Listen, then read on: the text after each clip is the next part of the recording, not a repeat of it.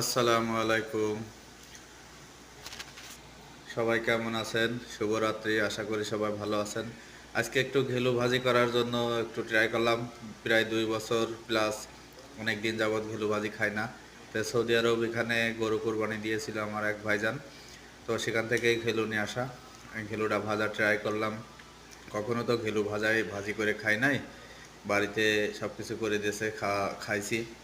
তো সৌদি আরব এই প্রথম ঘেলু ভাজি করছি আমি। এখানে দিয়েছি পেঁয়াজ, মরিচ, রসুন, তেল, কিছু মশলা দিয়ে দিলাম। অনেক কিছুই দিয়েছি। মিক্স মশলা দিলাম, জিরা দিলাম। তো এটা ঝালের গুঁড়ো দিলাম। তো কিছু মিলাই অনেক কিছুই দিলাম এলাচের ফল টল দিয়ে। তো জানি না কিভাবে ঘেলু ভাজি করে, তবে আমি মনে করি যে এভাবে ঘেলু ভাজি করলে অনেক সুস্বাদু লাগে। তো বাকিটা খাওয়ার পরেই দেখা যাবে আসলেই সুন্দর